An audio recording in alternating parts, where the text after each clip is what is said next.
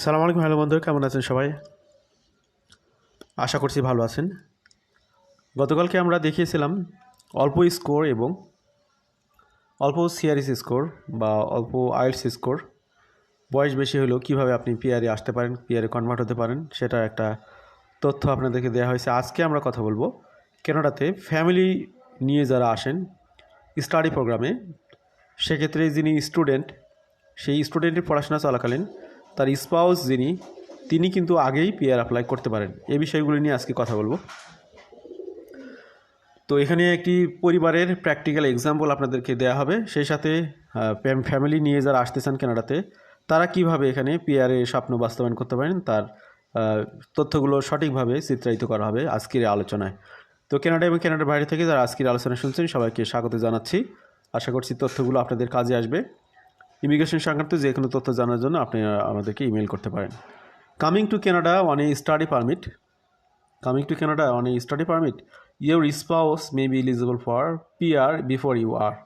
তো আপনি যদি স্টুডেন্ট হিসেবে কানাডাতে আসেন, আপনার স্পাউস সহ, স্পাউস হাজব্যান্ড হোক আর ওয়াইফ হোক, যিনি স্টুডেন্ট তার স্পাউস যিনি হন না কেন, তো স্পাউসের যদি এলিজিবিলিটি থাকে তাহলে কিন্তু স্টুডেন্টের আগে তিনি এখানে পিআর অ্যাপ্লাই করতে পারেন এবং ফুল ফ্যামিলির পিআর হয়ে যেতে পারে আগে। তো কীভাবে হবে সেই বিষয়গুলো আমরা এখানে জানবো। If a foreign national comes to Canada on a study permit and enrolls in a qualifying study program, their spouse could begin working on a spousal open work permit.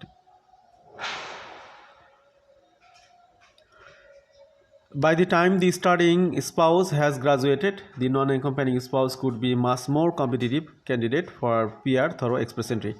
তো আপনারা জানেন যে স্টুডেন্ট ভিসায় যারা কানাডাতে আসেন তারা যদি সিলেক্টেড ব্যাচেলর প্রোগ্রামে আসেন তাহলে কেবল স্পাউজাল ওপেন ওয়ার্ক পারমিট সহ আসতে পারেন, এবং মাস্টার্স প্রোগ্রাম কিংবা পিএইচডি প্রোগ্রামে যদি আসেন তাহলে অবশ্যই মাস্টার্স প্রোগ্রামটা হতে হবে 2 বছরের। আর পিএইচডি প্রোগ্রামের তো লিমিট এখানে বলার প্রয়োজন নেই। 2 বছরের এলিজিবল মাস্টার্স প্রোগ্রাম হলে স্পাউস আসতে পারবেন এবং স্পাউজাল ওপেন ওয়ার্ক পারমিট সহ আসতে পারবেন। তো এখানে যে আসার বিষয়টা বুঝলেন, তো এটা কিভাবে কাজ করবে। তো 4 বছরের ব্যাচেলর প্রোগ্রামে যদি কেউ আসেন স্পাউস সহ, তাহলে এই যে 4 বছরের জন্য তিনি স্পাউজাল ওপেন ওয়ার্ক পারমিট পাচ্ছেন। তো এখানে 1 বছর যদি তিনি এলিজিবল অকুপেশনে জব করেন, তারপরে তিনি কিন্তু কানাডিয়ান এক্সপ্রেস ক্লাসে এখানে পিআর আবেদন করতে পারেন, পিআর আবেদনের জন্য এলিজিবল হবেন। আবার 2 বছরের মাস্টার্স প্রোগ্রামে আসলে সেক্ষেত্রে আপনারা এখানে 1 বছর পরেই দেখা গেলো যে স্পাউস যিনি আসতেছেন স্পাউজাল ওপেন ওয়ার্ক পারমিট নিয়ে, তিনি যদি এলিজিবল অকুপেশনে জব করেন তাহলে তিনি স্পাউজাল ওপেন ওয়ার্ক পারমিটের মাধ্যমে তিনি সিএসি কানাডিয়ান এক্সপিরিয়েন্স ক্লাসে এখানে পিআরের জন্য আবেদন করতে পারেন। তো এবার আমরা একটা ফিকশনাল এক্সাম্পল দেখব। বালান এবং মার্জানা দুইজন, তারা বেলারুস থেকে কানাডাতে আসে স্টাডি পারমিটে। সেখানে বালান হচ্ছে এখানে স্টুডেন্ট, তিনি 2 বছরের মাস্টার্স প্রোগ্রামে কানাডাতে আসেন, কানাডা একটা ইউনিভার্সিটিতে। তো মার্জানা বা ওয়াইফ, তিনি তার হাজব্যান্ডের সাথে এখানে স্পাউজাল ওপেন ওয়ার্ক পারমিটে চলে আসেন। তো এরপরে কি হলো, তিনি এখানে যেহেতু স্পাউজাল ওপেন ওয়ার্ক পারমিট পান, তো ইন্ডাস্ট্রিয়াল ডিজাইনার হিসেবে এনওসি 22211 এই ক্যাটাগরিতে তিনি একজন কানাডিয়ান এমপ্লয়ার অধীনে জব শুরু করে দেন। তো বালান যখন স্টাডি করতেছিল, মার্জানা তখন সিইসি বা কানাডিয়ান এক্সপ্রেস ক্লাসের জন্য এলিজিবল অকুপেশনে তিনি জব করতেছিলেন। তো 1 বছর যাওয়ার পরই তারা এখানে সিসি ক্যাটাগরিতে পিআর পাথওয়েতে অ্যাপ্লাই করার যোগ্য হন। তো তারা এখানে প্রোফাইল ক্রিয়েট করার পরে এক্সপ্রেস এন্ট্রিতে তারা পুলে ছিলেন।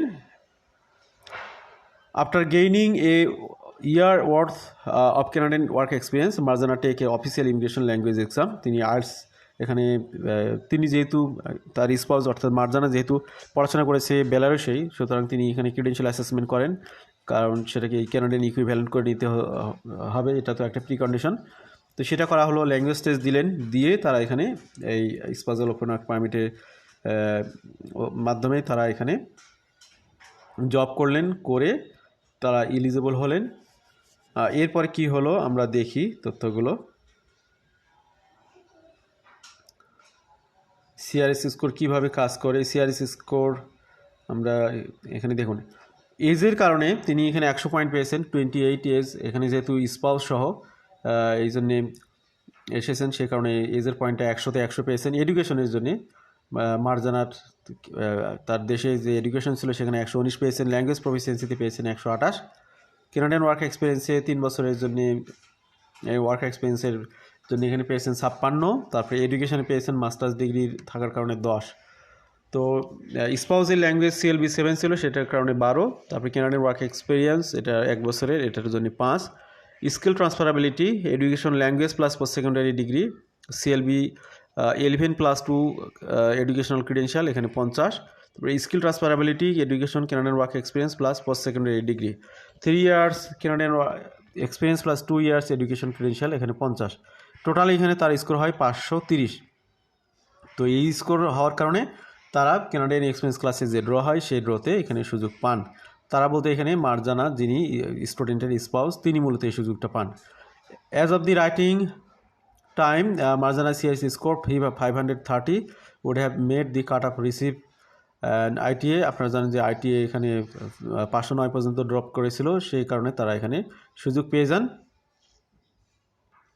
At the age 33, Bailan has a 4-year bachelor degree and 2-year master's degree along with 1 year Canadian work experience and 6 years of foreign work experience. He has a high intermediate English testing CLB 7। তো মার্জানার বয়স কিন্তু 28 ছিল, আর হাজব্যান্ডের বয়স যিনি student তার বয়স ছিল 33। তার স্কোরিংটা দেখুন এখানে, তার প্রোফাইলটা কিভাবে হয়েছে। 33 বছর হওয়ার কারণে 80, তারপরে এডুকেশনে 126, ল্যাঙ্গুয়েজ প্রফিসিয়েন্সিতে 64, কানাডিয়ান ওয়ার্ক এক্সপিরিয়েন্সে 35, এডুকেশনে 9। এরপরে হচ্ছে আপনার ল্যাঙ্গুয়েজে CLB 11, অর্থাৎ এখানে তার ল্যাঙ্গুয়েজটা অনেক হাই লেভেলের ছিল। 20 কানাডিয়ান ওয়ার্ক এক্সপিরিয়েন্সে 3 বছরের জন্য এখানে 8, তারপরে স্কিল ট্রান্সফারাবিলিটি ফ্যাক্টরে CLB 7 প্লাস মাস্টার্স ডিগ্রিতে 25, এবং এখানে বোনাস পয়েন্ট পেয়েছেন আর কি। Skill transferability education Canadian work experience plus post secondary degree 1 year Canadian work experience plus masters degree, এখানে 25। Skill transferability foreign work experience language plus foreign work experience 3+ years foreign work experience plus CLB 7 25%। Skill transferability এই ক্যাটাগরিতে foreign work এক্সপিরিয়েন্সে Canadian plus foreign work experience 3 ইয়ার plus years work experience plus 1 year Canadian, এখানে 25। এই সব কিছু মিলে এখানে additional point পাই হলো মাস্টার্স ডিগ্রি কানাডাতে করার কারণে 30, 472 স্কোর হয় তার। তো বাইলানের 472 score falls quite short a recent CEC cut off score. He is 37 points short of even meeting the lowest threshold seen on January 31st, 2026. Because Marjana began gaining Canadian work experience on a SOWP while Bailan was still studying, she not only became eligible for the CEC far before him but also was able to gain more Canadian work experience points, 56/35। তো এখানে যে বিষয়টি আপনাদের সামনে তুলে ধরা হলো, যিনি স্টুডেন্ট কানাডাতে স্টাডি পারমিটে আসতেছেন তার যে স্কোর সেখানে তার স্কোর আসে 472, আর তার সাথে যে স্পাউস তার স্কোর আসতেছে 530। তো এখানে যিনি স্টুডেন্ট তো তিনি কিন্তু এলিজিবল হচ্ছে না কানাডিয়ান এক্সপিরিয়েন্স ক্লাসে, কিন্তু তার স্পাউস এলিজিবল হচ্ছে। কী কারণে? কানাডিয়ান এক্সপিরিয়েন্স ক্লাসে সর্বনিম্ন স্কোর ছিল রিসেন্টলি 509। তো এখানে যিনি স্টুডেন্ট তার স্কোর আসে 472, সে কারণে তিনি এলিজিবল হচ্ছেন না। কিন্তু তার স্পাউস যেহেতু এলিজিবল হচ্ছে, তার মানে স্টুডেন্টের আগেই কিন্তু স্পাউস যিনি স্পাউসাল ওপেন ওয়ার্ক পারমিটে আসতেছেন তিনি পিআরের জন্য এলিজিবল হচ্ছেন। তো তিনি পিআরে এলিজিবল হচ্ছেন তার একার জন্য না, ফুল ফ্যামিলির জন্যে। তো স্টুডেন্ট পড়াশোনা চলাকালীন সময় দেখা গেলো যে তাদের পিআর হয়ে গেল। তো এই হলো অবস্থা। এখানে SOWP এলিজিবল স্টাডি প্রোগ্রাম, অর্থাৎ স্পাউসাল ওপেন ওয়ার্ক পারমিট কোন কোন প্রোগ্রামে পড়লে এখানে পাওয়া যাবে। Doctoral degree program, masters degree program যেটা 16 মাস বা তার থেকে বেশি, আর এলিজিবল প্রফেশনাল প্রোগ্রাম যেমন ডক্টর অফ ডেন্টাল সার্জারি, তারপর bachelor of law, juris doctor, তারপরে আছে doctor of medicine, doctor of optometry, তারপরে pharmacy, doctor of veterinary medicine, bachelor of science in nursing, bachelor of nursing science, bachelor of nursing. এরপর রয়েছে bachelor of education, bachelor of engineering. এগুলোতে bachelor ডিগ্রিতে আসলেও স্টুডেন্টরা স্পাউসদের সহ আসতে পারে, স্পাউসের ওপেন ওয়ার্ক পারমিট নিয়ে আসতে পারে। আদারওয়াইজ অন্য ব্যাচেলর ডিগ্রিগুলোতে কেউ স্পাউসকে নিয়ে আসতে পারবে না স্পাউসের ওপেন ওয়ার্ক পারমিটে। সেক্ষেত্রে 2 বছরের মাস্টার্স হলে আনতে পারবে। IRCC has also designated the following programs as eligible। তো আরও কিছু প্রোগ্রাম আছে যেগুলো এলিজিবল, যেমন supervise practice experience partnership Ontario, nurse re-entry, red river college পলিটেকনিকে রয়েছে ম্যানিটোবায়। তারপরে হচ্ছে internationally educated midwives bridging program, university of British কলাম্বিয়াতে রয়েছে, British Columbia. Canadian pharmacy practice program, university of British Columbia. Post degree diploma nursing practice in Canada, এটা Langara college, British Columbia. তারপরে লি project, এটা হলো কুইবেকের, এখানে আর দুইটা আছে যেটা হলো আপনার কুইবেক প্রভিন্সের জন্য। তো এগুলো ফ্রেঞ্চ ল্যাঙ্গুয়েজে যেহেতু লেখা আছে, আমরা ফ্রেঞ্চে খুব বেশি অভ্যস্ত না, এই জন্য এটা স্কিপ করলাম। Consideration, spouse of foreign workers can get a spousal open work permit only if they fall under select scenarios and meet certain conditions. Looking specifically at Bailan and Marjana's case, when Bailan obtains a PGWP, he needs to get a job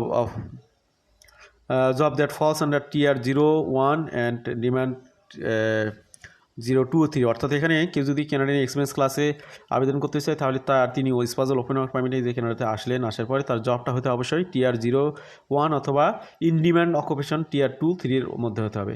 কেউ যদি D বা আপনার যেটাকে বলা হয় যে 4 বা 5 category job করেন তাহলে তিনি কিন্তু স্পাউসাল ওপেন ওয়ার্ক পারমিটের এখানে জব করলেও তিনি কিন্তু ক্যানাডিয়ান এক্সপিরিয়েন্স ক্লাসে এলিজিবল হবেন না। After graduation, if the non and studying spouse cannot obtain the SOWP on account of the international graduate not gaining employment in qualifying occupation, they may pursue other options for work authorization such as obtaining close work permit through the temporary resident visa। তারপরে 3 নম্বর একটা option, সেটা হলো is the spouse who plan to study should check that their study program is PGWP eligible before applying for study permit. এটা আগে eligible কিনা, eligible প্রোগ্রামে আপনি আসতেছেন কি, এই বিষয়গুলো আগে চেক করতে হবে। তো আজকের আলোচনায় যারা ছিলেন, অগোছালো আলোচনায় আমাদের সাথে যারা ছিলেন, আশা করছি অনেক বিষয় আপনাদের সামনে ক্লিয়ার। যদি না হয় অবশ্যই আমাদেরকে জানাবেন। ভালো থাকবেন সবাই, আল্লাহ হাফেজ, আসসালামু আলাইকুম।